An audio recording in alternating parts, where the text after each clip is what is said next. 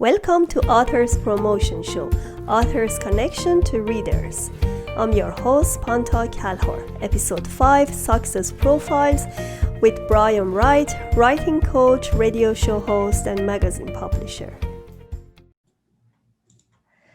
Welcome to Author Promotion Show. I'm your host, Pantea Kalhor. And today we have a very amazing guest. His name is Brian Wright, and he is a bestseller author of Success Profile, and he's doing radio shows, magazine publishing, and he actually helps people share their message with the world and monetize their expertise. With extensive experience as a college instructor, Brian has created and implemented strategies to help people craft their stories, and his best-selling book, Success Profiles, is conversation with high achievers. And that's featured with celebrities such as Kevin Harrington, Chris Powell, Jack Canfield, Victor Hansen, and Sharon Lechter, Denis Waitley, and many, many more. I'm so happy and excited to have you on my show. Welcome to my show. Well, thank you. Thank you for having me here. Yes. All right, Ryan, let me know about yourself. How did you become an author? Wow. Writing is something that's always been interesting and fun for me. When I was a kid, I would write stories based on TV shows that I was watching, whether it was Lost in Space, whether it was cartoons that I enjoyed watching.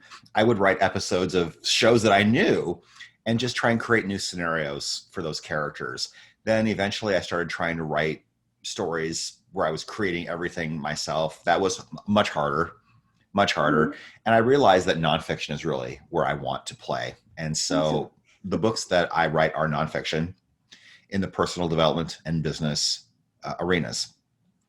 So my first book was a student leadership book that came out in 2009. And it's about how people can become excellent leaders in their niche and be influential. So that was a fun book to write. A short 96-page book, speak at schools about that book. And then I have my Conversations with High Achievers series. I've got 2 of those. So I've got 4 books overall, actually.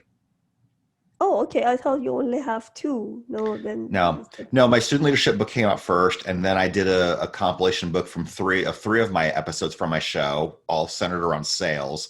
And then these 2, Success Profiles, Conversations with High Achievers, Volume 1 and Volume 2. Perfect. And these are on Amazon. Yeah. How did you reach out influencer? This is one of the questions always authors ask, because I actually connected to a very great community with authors, and they always very curious about this, how they can connect to them. I see you've done a really great job. Thank you. It started by attending live events where some of these people would be speaking and getting to talk to them because they're accessible. If they're at a live event, if they're speaking at an event, they're usually accessible to talk to people afterwards. So Hal Elrod was my very first guest in January 2012. I met him at an event before The Miracle Morning came out. He's famous for writing The Miracle Morning and a whole bunch of spin-off books. So that's a whole series. And he's been on my show 3 times now. Another way to do that is just to get really good at your show, get really good at it, build an audience, be consistent, and then just start reaching out and asking. They will collaborate with you for their reasons and not yours. And I think that's the mistake that a lot of people make, is that they want to be able to say, I interviewed so-and-so. But if they don't feel like spending their time with you is going to be of value, or if they just can't fit it in, they won't. I mean, even now, there are people I want on my show, and I'm trying to get a couple people on my show. We're just trying to work out a date to tape the show. But that's the dance that you play. And some people are harder to get. And some people will only do media like podcasts and the radio shows when they're actively promoting something. If you think about The Tonight Show, You only see certain actors and musicians on those shows when they're promoting their next film or their next album. And you don't Mhm. see them any other time. You don't see them there for fun. You see them there because they're promoting something. And so they just go on this tour for 2 weeks. And then when that tour is done, you don't see them again until they have something new to promote. Wow. Very difficult to access them. It can Yeah. be. I mean, some people can be difficult. I find, though, too, that when you connect with people who know people, that's also fun because they can make an introduction for you. In fact, I Mhm. got introduced to Kevin Harrington through a mutual Facebook connection, and we were talking, and he just mentioned that he was involved with Kevin Harrington in one of his businesses. And I just said, I would love to interview Kevin Harrington someday. That'd be really fun. And he said, I can make that happen for you. So he connected me with his assistant, and the next day we had an agreement for him to come on my show, and we picked a date. And that wouldn't have happened without this connection. And I wasn't asking this person to hook me up. I was just saying, I would love to interview him someday. I think that'd be a really great interview. And the conversation had been going so well that he offered to make that connection. So it's a lot more meaningful when someone offers to make a connection for you versus begging for it, because that's not attractive. Yes. Yeah. That's the interesting point because when I started podcasting and Mhm. interviewing others, people saw my show and they introduced me to another, and exponentially you see you have a lot and you have to schedule a lot of them Yeah. in advance to talk to them. Yeah. Because in the beginning, I was really afraid of not getting people in my show, Mhm. and then I was not because it just happened. Yeah, people want to be on podcasts. If they're Yes. promoting a book, they absolutely want to tell the world about it. So this is a great platform to do that. So yeah, finding guests is not really much of an issue, knock on wood, anymore, because now I have PR agencies that are trying to refer guests to me, and I take some of them, but certainly not all of them.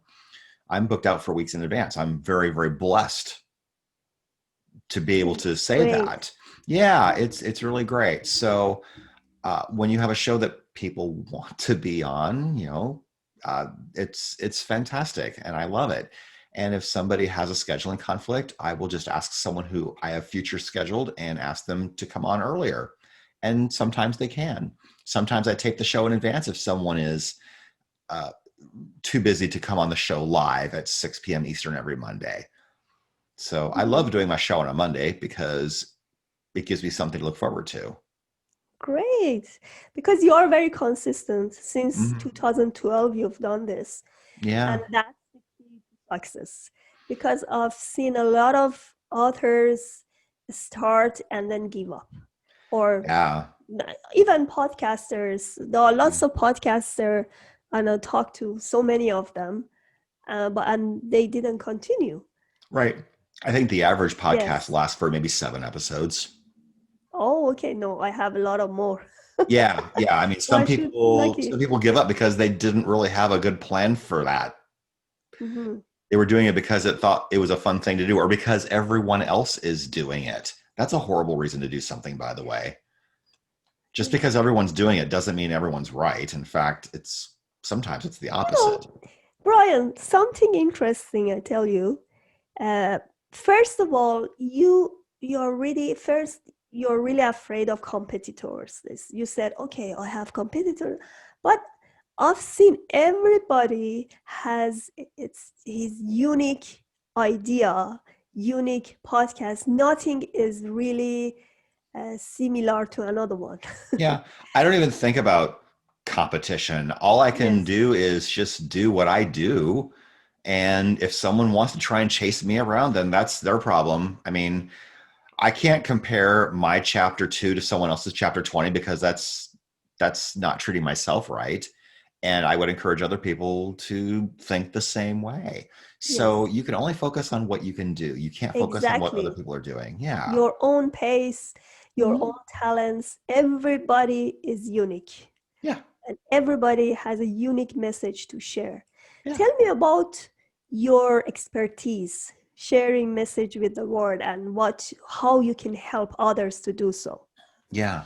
So I have people on my radio show. I also help people get their books written. So sometimes that means I'm coaching them through the process of writing it themselves. Sometimes it means that I'm writing their book for them. Ghostwriting? Ghostwriting, yeah, absolutely. I also publish a magazine, and so people do contribute articles to my magazine.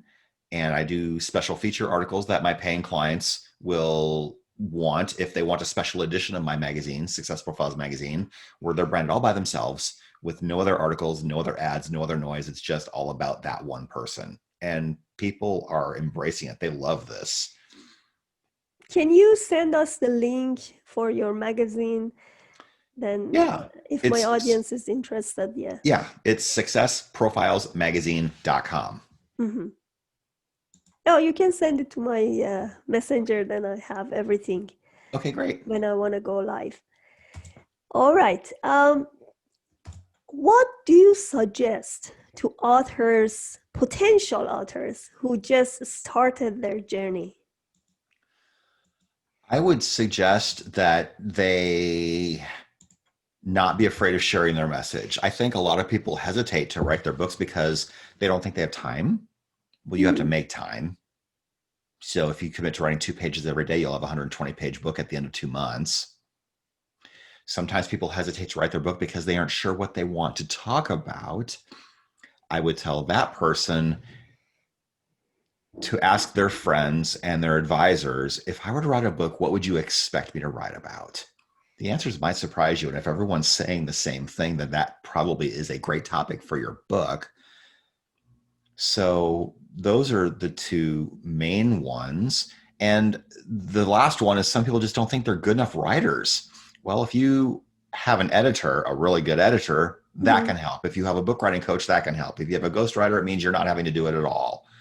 So there are solutions, and technology makes it so much easier. Sometimes it can just be as simple as creating an outline, figuring out what your stories are going to be, and just talking to a recorder and having someone edit and work from that.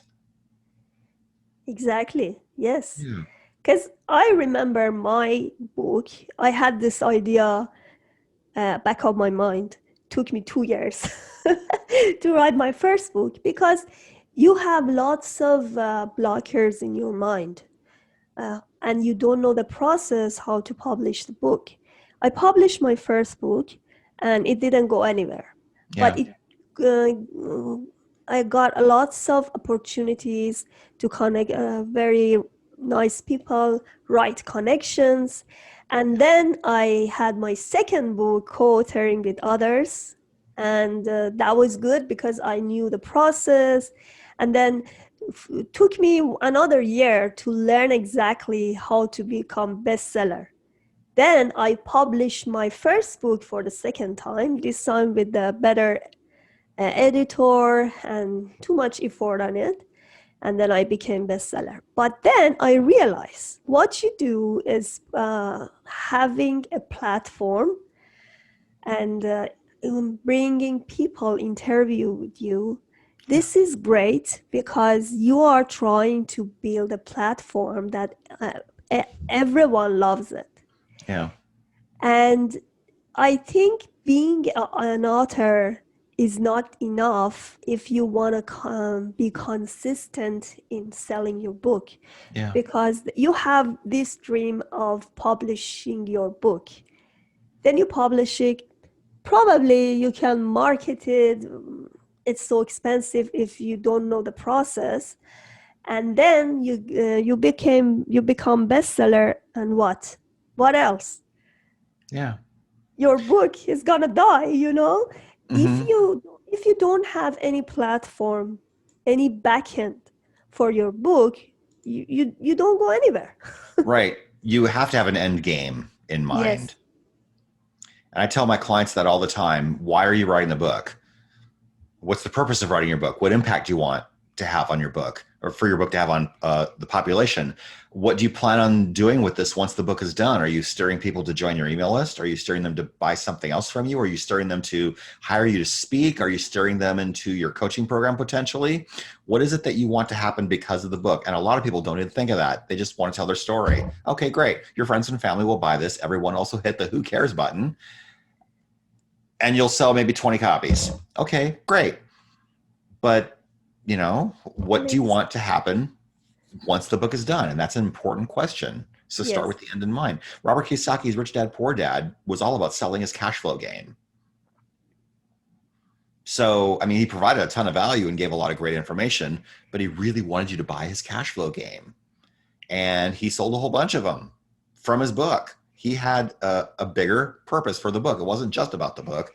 It's about what happens after the book. And that's what counts the most. Yes, that's the point. You Mm-hmm. have to know exactly how you're gonna serve others with your Mm-hmm. book. And Yeah. what I realize about the book as well, you have to be very, you should have a very narrow niche. Yeah. That's much better. If you're thinking about a broad niche, is not getting you anywhere. Right. You can't be all things to all people. Exactly. Let's say you go to supermarket, the only place, if you want to buy the groceries, you only go to the grocery shop. And even if you go, let's say, those supermarkets or malls that they have everything, uh, they don't have a specialty, let's say, in furniture. They have three pieces, but then you have to go to a furniture shop.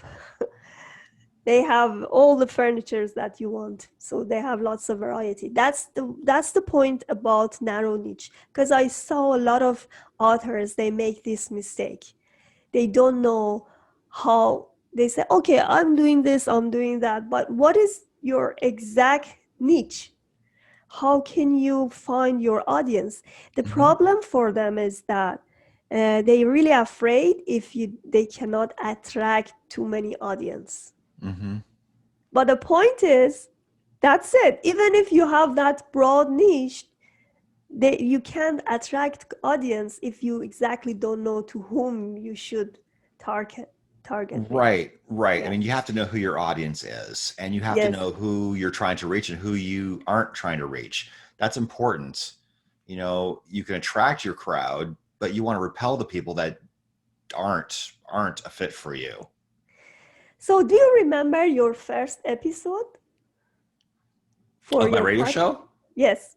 Oh, absolutely. Hal Elrod was my guest, and we talked about a book that he had written called "Taking Life Head On." And he had been in an accident with a drunk driver who had hit his car head on, and he was clinically dead for like 6 minutes, and he ended up surviving it. And so it was all about the lessons that he learned, and the reflections on his life. He was only 19 or 20 years old at the time, but the great takeaways from that experience and what he's learned about life. And then he went on to write The Miracle Morning a year later. Wow. So yeah, that was a great first show. I had met him at a conference. This is before he became really well known, and he's You pretty had a well known good now. start, really good start with your show. Then Yeah, that was a others really great attract. start to my Yes. show, and it was Yes. someone that I had met at an event and who I already liked, knew, and trusted. Yes. So I had a really great first guest. Yes. You are so lucky. Yeah, I and think it's I'm not forever is grateful. because of your frequency and everything you attract, because you've been on that level of energy, and then Mhm. everybody attract to you because of that. Yeah. What was your feeling when you first time publish your book? Wow. I'll tell you what, anytime I have a book published, when I hold it in my hands for the first time, it's like giving birth, I suppose. It's your baby. Your baby's born. This thing that you've been working to create for weeks or months is finally in your hands. It's a great experience, and it always feels really, really great to know that something that will live beyond me is sitting in my hands or sitting on my shelf now. Beautiful. So, what do you suggest to my audience, authors actually, to build their platform rather than podcasts and Mhm. shows? Other than podcasts or shows, be active on social media and Mm-hmm. don't just make everything about me, me, me, me, me. I'll sometimes post funny things. funny memes or a joke, or I'll just post observations of people or things that I'm noticing and ask them to chime in with their opinion or their perspective on it. Sometimes I'll post about, a sports team that I'm following, but I'd say probably every third, fourth, or fifth post, promote something that you're doing or let people know what you're doing in your business, but Got it. not every single time. And I noticed that the people who don't get very much engagement are always self-promotional. And people get turned off by that. Yes, because you think that somebody just want to sell you something. That's it. Yeah. Yeah. So, every Monday night after my show is done, I post about my show. Every month when my magazine's done, I post about that. And then any other wins I have along the way, I post about that. But I'll post funny stuff too. Mm-hmm. Yeah. Which platform do you recommend? I like Facebook the most. Me I too. am active a little bit on LinkedIn and on Twitter, but Facebook is where I am most of the time. So do you recommend Instagram? These days I've heard about it. I'm not on Instagram yet. Yeah. I'm not. I've been told I probably should. Maybe I'll go there someday. Yeah, I just started a few months. Yeah. It's a good platform. It has its own limitations and its own power, but it's so different from Facebook, because in Facebook you can have groups, which I like it, and you can connect to your audience. You have more engagement. Yeah, it's different, but all right. Do you have any other program or anything you're going to talk about it with my audience? I have a virtual live event coming up on October 28th and 29th. It's called Authorpreneur Live. The registration page, I think, will be live tomorrow or the next day. Please send it to me. I will. I'll send it to you. Yeah. 20th and 29th. It's a Wednesday and a Thursday. 28 and 29. Yep. So your show goes live before this. Yeah. Okay. Good. Yeah. Yeah. And so I'm thinking it's going to be at authorpreneurlive.com, but I'll let you know for sure. So you can put it in the show notes. But this will be the third time I'm doing it. And so it's a free event. People can register for free and they can attend for free. And if they want to buy the recordings afterwards, they sure can. But I will have 12 sessions geared around some aspect of writing, marketing, and leveraging your book to create greater opportunities in your business. Perfect. Is it only you, or you have contributors? Oh, I will have guest speakers for every session. Oh, that's great. Yeah. Great. So I just want to talk about, I really wish to join actually as well, if I can. Okay. That's exactly my promotion time for my book. Yeah. Okay. All right. I'm so happy to have you here. And I learned a lot from you. Thank you so much. You're so welcome. And I really wish you can have more success in your magazine and your show. You just another question. You don't have any show. It's just a radio, right? No. Yeah. Yeah. Okay. Great. Yep. One show is enough. The level of preparation for each episode, I know. It just takes time. At one point I thought about maybe doing it every day, but I wouldn't have time to run a business if I did that. All right. Okay. Thank you so much for being here. Yeah. Well, thank you. It was great being here. Yes. Thank you. Bye. Please subscribe to my YouTube channel and get notification for new interviews, and pre-order my book Naturally Conceived through Amazon. Get pregnant by unleashing your reproduction power.